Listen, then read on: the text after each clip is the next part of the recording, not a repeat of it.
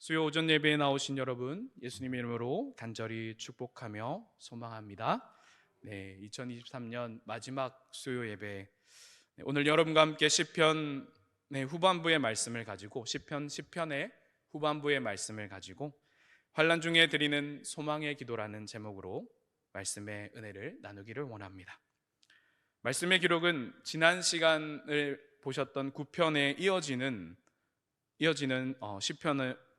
이어지는 내용으로서 시편으로 마무리되는 인도자에 따라 문라벤에 맞춘 노래라는 제목이 표제어로 되어 있습니다. 시편에는 나와 있지 않고 9편의 앞절의 제목을 보시면 나와 있게 됩니다. 여기서 문라벤이라는 단어는 아들의 죽음이라는 뜻을 가지고 있는 말입니다. 이 시편의 저자인 다윗으로 미루어 볼 때 이것은 아마도 다윗이 경험한 아들의 죽음 앞에서의 하나님께 드렸던 기도인 것을 추측해 볼 수 있게 됩니다. 다시 말해 비가 혹은 조가가 될 수 있다는 것이죠. 그러나 지난 시간에 오준성 목사님께서 말씀해 주신 것과 같이 우리가 이것이 비운과 슬픔과 애타름으로 끝나는 것이 아니라 하나님으로 말미암아 우리의 기도가 소망의 기도로 바뀌어지는 것들을 우리는 볼 수 있게 된다는 것이죠. 읽지는 않았지만 이 본문 시편의 처음의 시작 1절부터 11절은 고통 중에 신음하고 있는 저자의 모습을 그려내고 있습니다. 1절을 한번 함께 보실까요? 1절을 제가 읽어드리겠습니다. 여호와여 어찌 멀리 서시며 어찌하여 환난 때에 숨으시나이까.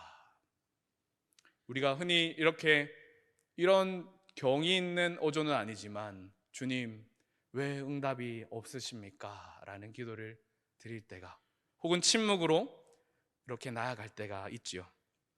사랑하는 여러분, 이 말씀의 기록 가운데 우리가 그리고 기도 가운데 잊지 말아야 할 것이 있습니다. 그것은 바로 하나님의 약속은 늘 우리를 향하여 계시고 우리의 기도를 들으시고 응답하신다는 약속이 있으나 하나님의 응답에는 침묵도 있다는 것입니다. 다윗의 아들의 죽음을 한번 기억해 보시기 바랍니다. 분명 하나님께서는 그 사건을 통해서 다윗에게 주시는 메시지가 있었다는 것이죠.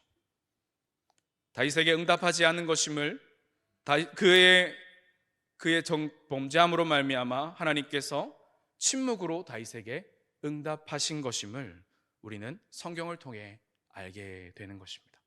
그러나 다윗이 더 이상 비가와 조가와 슬픔과 죄악에 묻어져 있던 것이 아니라 그의 아들의 죽음의 끝에서 이것은 내가 할 수 있는 영역이 아니다 라고 하면서 이전에 엄청난 슬픔과 애통 가운데 있다가 그 자리를 털고 일어나게 되는 것을 우리는 성경을 통해 보게 됩니다.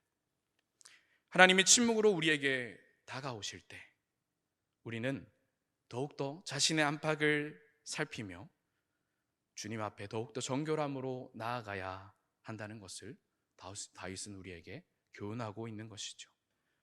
고통 가운데 울부짖으며 그 상황과 아픔에 대하여 말하는 다윗은 또한 하나님의 인도하심을 끊임없이 구하고 있는 것입니다.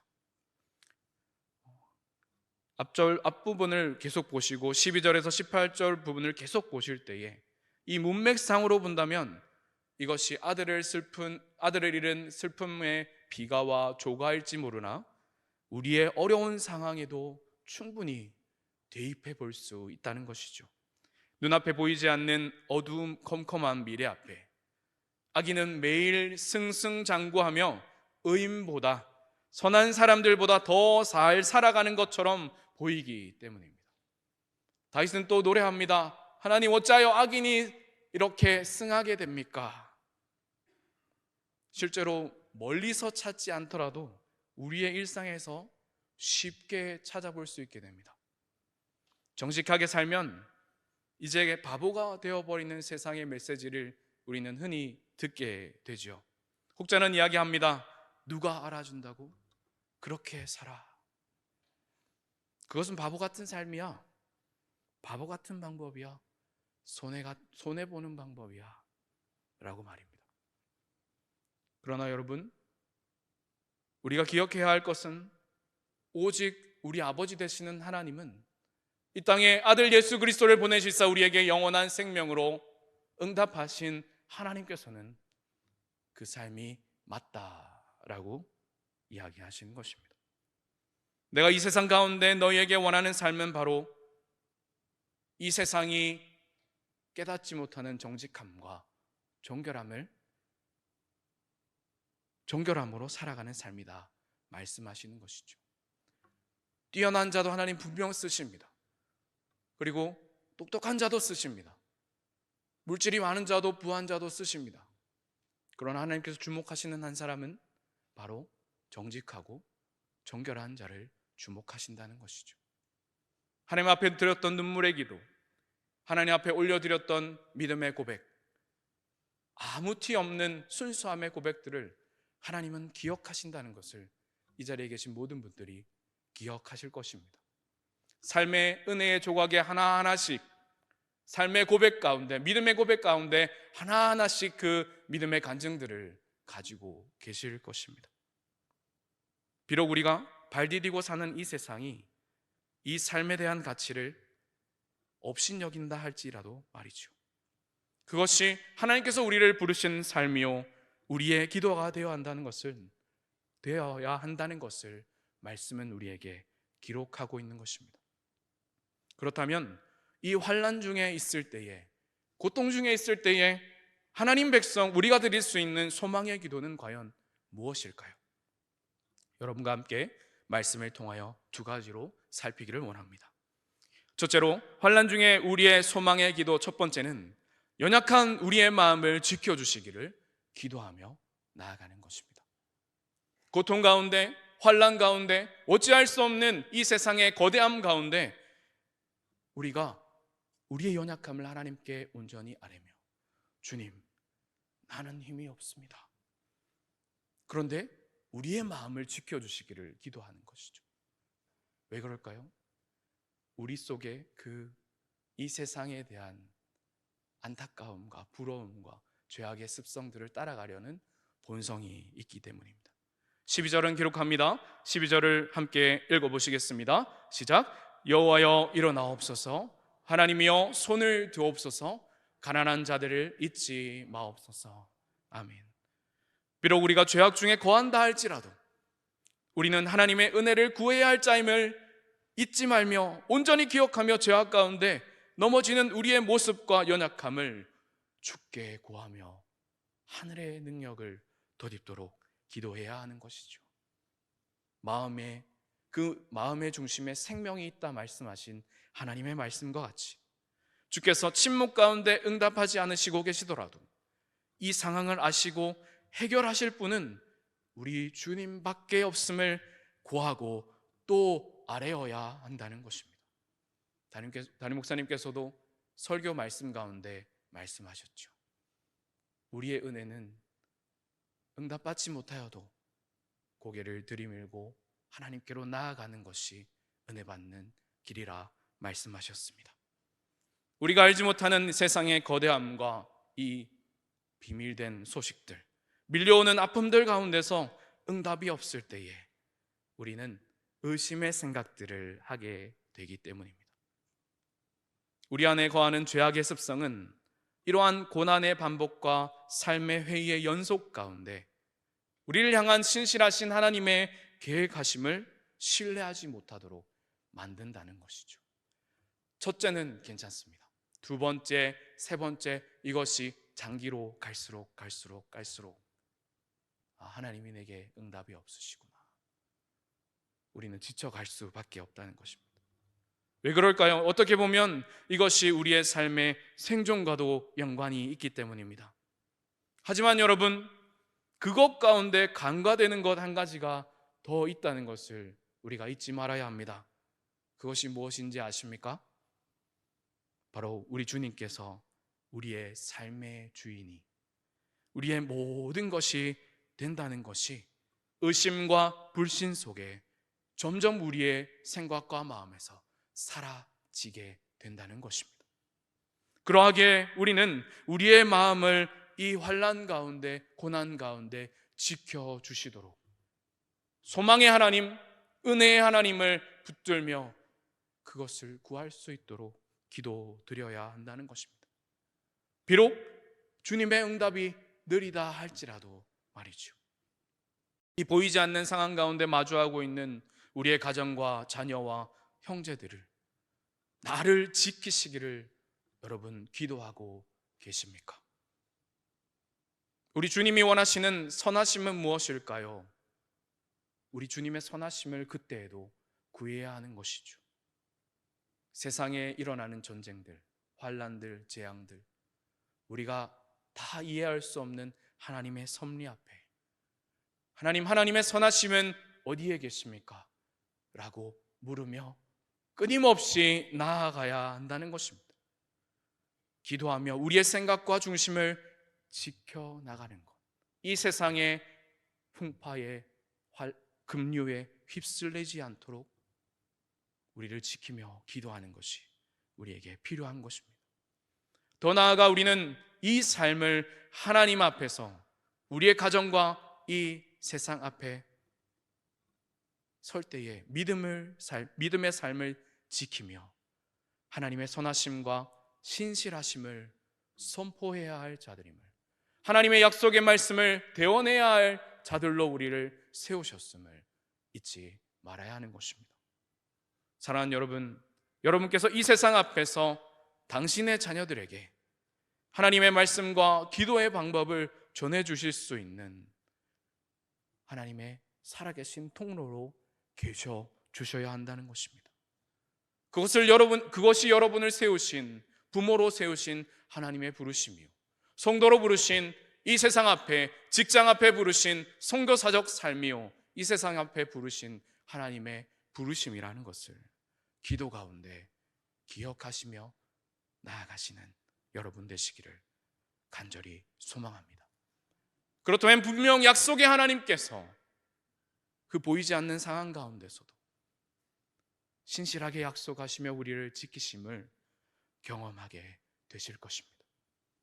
정결함을 구하는 기도, 정직함을 구하는 기도, 우리의 마음을 지키는 기도가 우리로부터 시작하여 우리 옆에 있는 우리의 이웃들, 바로 옆에 있는 우리의 바로 형제들, 자매들에게 이 기도가 능력으로 흘러가기를 예수님의 이름으로 간절히 소망합니다. 두 번째입니다. 환난 중에 드리는 소망의 기도 두 번째는 날마다 우리의 삶이 거룩과 정결함으로 준비되기를 기도해야 한다는 것입니다. 우리의 삶이 거룩과 정결함으로 준비되게 하소서. 이것이 준비될 때에 여러분, 많이들 이 설교 메시지 가운데 이야기하신 목사님들이 이야기하신 것을 많이 기억하게 되는데, 하나님의 은혜로 이 파도의 고난을 한번 넘게 되면 우리 가운데 이 고난과 환난이 닥쳐올 때 성도로서 우리가 가져야 할 자세가 잡혀진다는 것입니다. 그것이 바로 우리의 삶이 거룩과 정결함으로 준비되게 하소서라는 기도를 올려드리는 것입니다. 15절은 기록합니다. 제가 읽겠습니다. 악인의 팔을 꺾으소서, 악한 자의 악을 더 이상 찾아낼 수 없을 때까지 찾으소서. 아멘.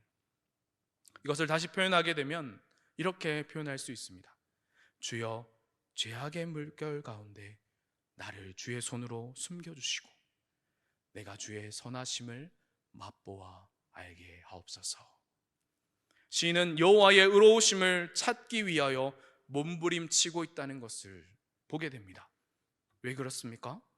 육신의 눈으로는 이 상황에서의 주님의 뜻을 분별할 수 없기 때문입니다. 이 세상의 삶도 마찬가지인 것입니다. 눈을 씻고 찾아보아도 선함을 찾아보기가, 선한 소식을 찾아보기가 참으로 어려운 이 세상의 상황들이기 때문입니다.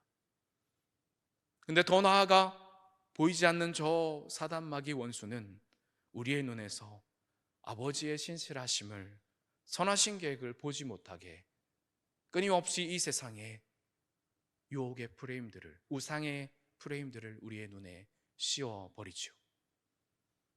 하지만 이 두 번째 드리는 거룩과 정결함이 내게 있게 하소서라고 드리는 이 기도가 이 모든 상황을 넘어서 주님께로 겸손히 엎드리며 나아갈 수 있는 기도라는 것을 우리는 잊지 말아야 하는 것입니다. 여기에는 여호와 하나님의 신실하심을 바라보는 우리의 의지를 이 기도에 드릴 수 있기 때문인 것이죠. 우리의 의지를 담아 드릴 수 있기 때문이죠.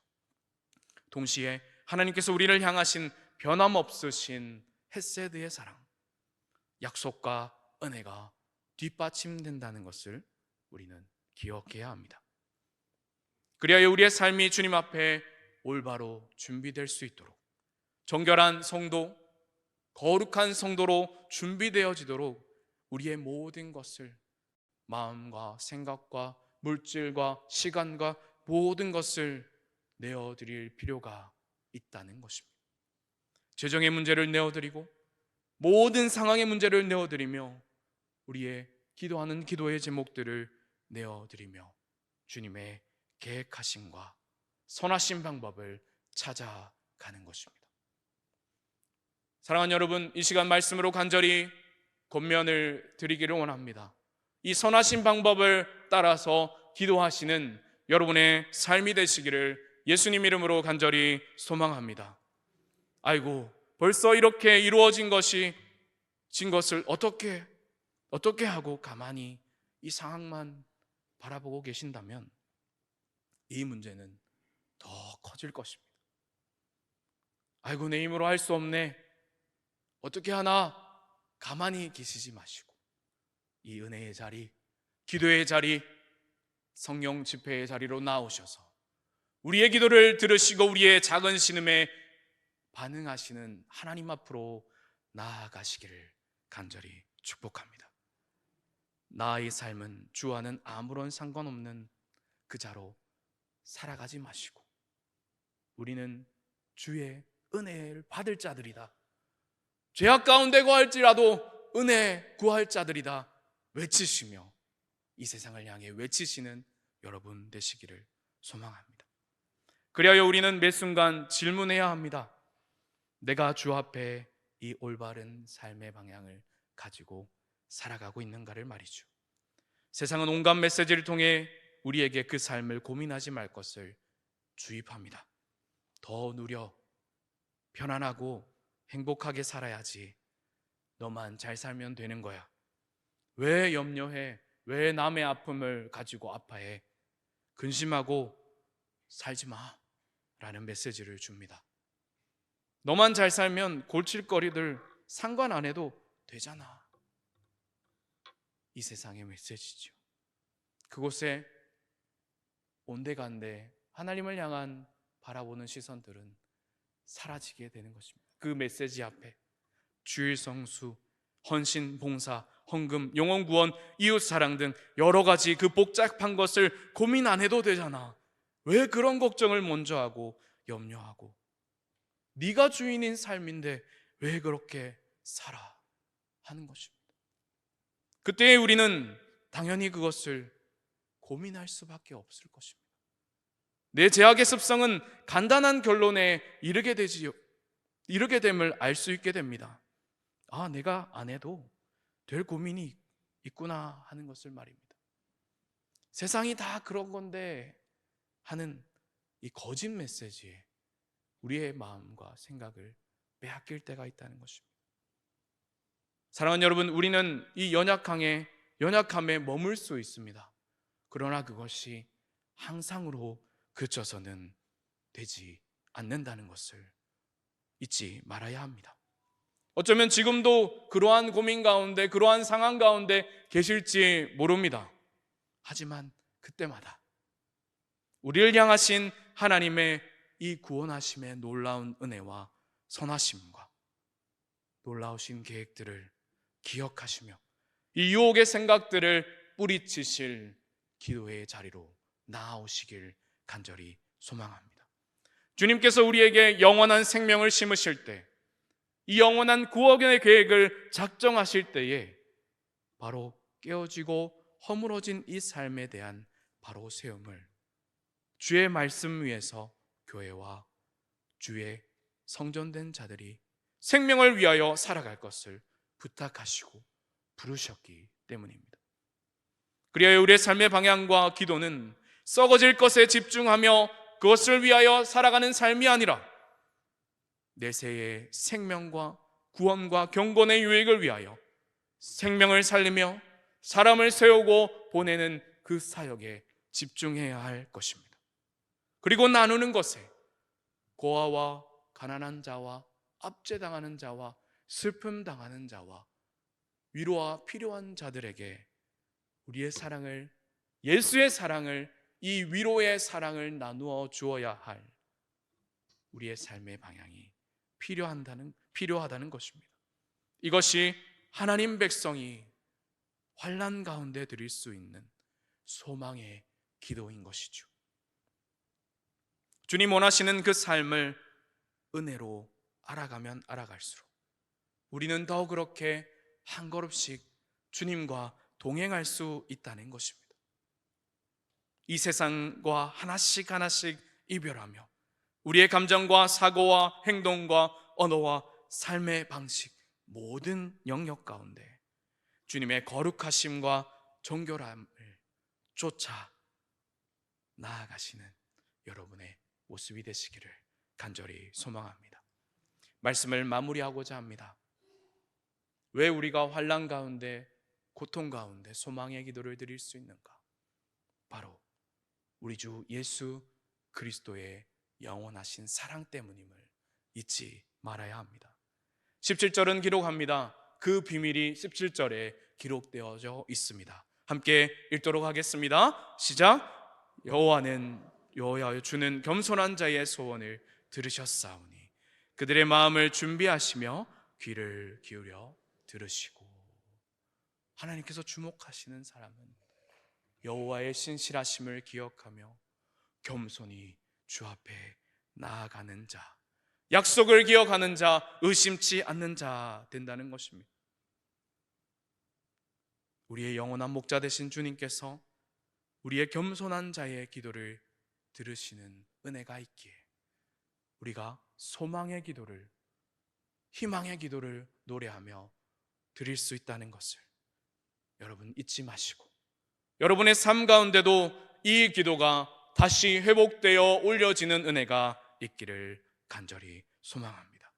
모든 것을 준비하시며 당신께 은혜를 구하기를 기다리고 계시는 주님 앞에 정결함과 거룩함을 구하시며 나아가셔서 약속의 주님, 우리의 모든 것을 예비하신 주님을 경험하시고 이것을 세상에 알려주시는 여러분의 삶이 되시기를 예수님 이름으로 간절히 축복하며 소망합니다.